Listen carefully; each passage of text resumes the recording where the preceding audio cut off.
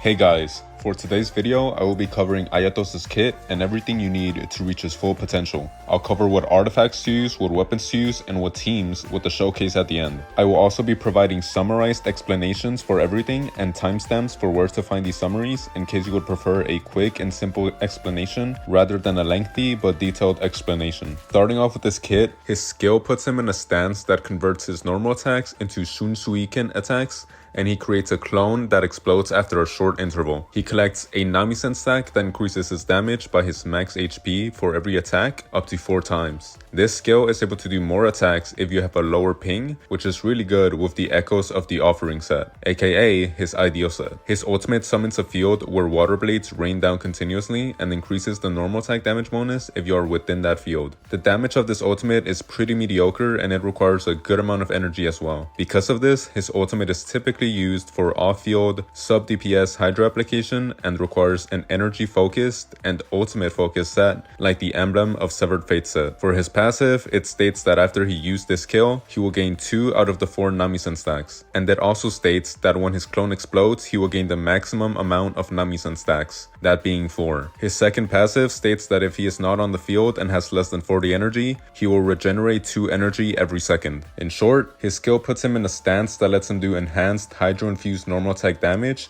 and gives him Namisen stacks that increases damage based off of his max HP. His ultimate does decent sub DPS damage and is good for Hydro application, but it's pretty expensive. His first passive gives him more Namisen stacks in combat, and his second passive gives him energy when he is below 40 energy and he is off-field. For his artifacts, the Echoes of an Offering set is really good for him because his 2-piece bonus gives him 18% attack and his 14-piece bonus has a 36% chance of increasing his normal attack damage bonus by 70%, and if that doesn't work, every normal attack will increase the chances by 20% to the next successful attack damage bonus. I should also mention that this set is really good whenever you have a lower ping, preferably below 100, because it lets you do more attacks, thus granting you more normal attack damage bonuses, so keep that in mind. A good alternative set will be the Gladiators' Finale, because the 2-piece bonus gives him 18% attack as well, and the 4-piece bonus increases his normal attack damage by 35% unconditionally. For his other best alternative, the Heart of Death set is his best other alternative because its 2-piece bonus gives him 15% hydro damage bonus, and its 4-piece set gives him 30% normal attack damage bonus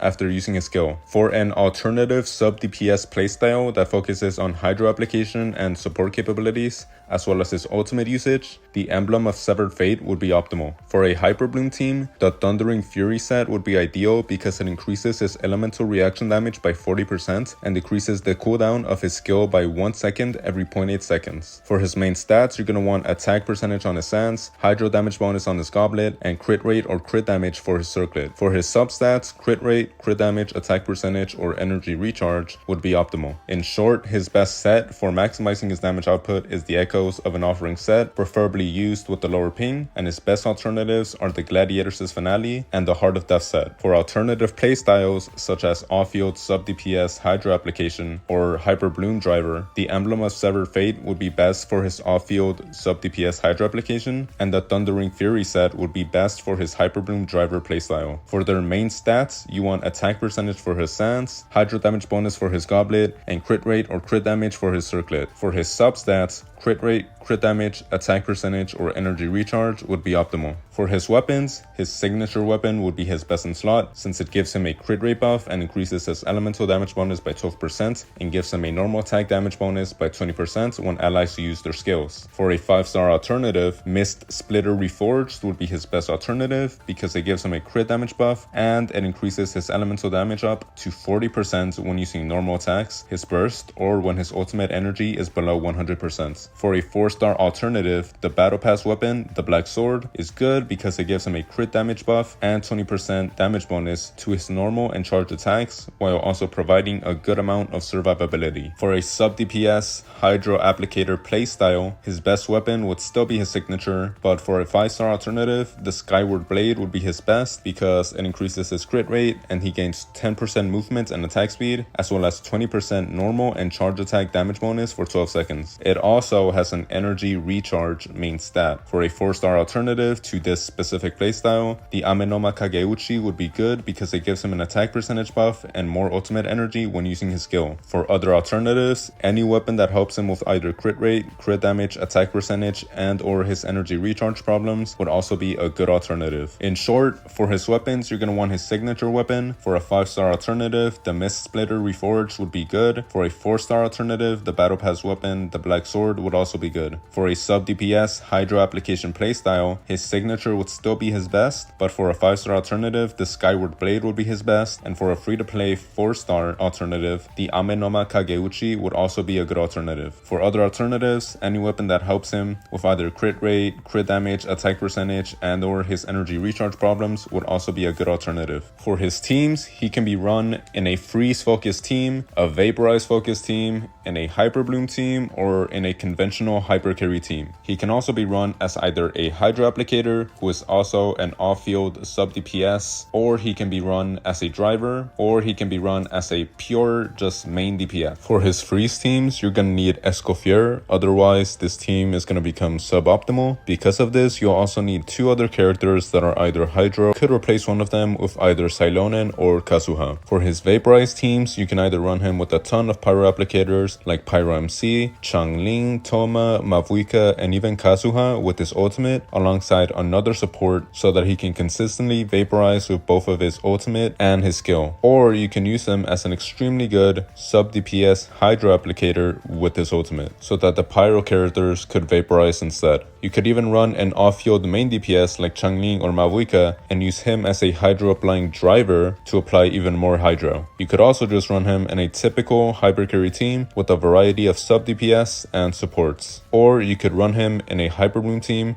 where he can act as a driver for Hydro application if you have sufficient off-field Electro and Dendro application. Or he could be run as an off-field Hydro applicator in a hyper bloom team.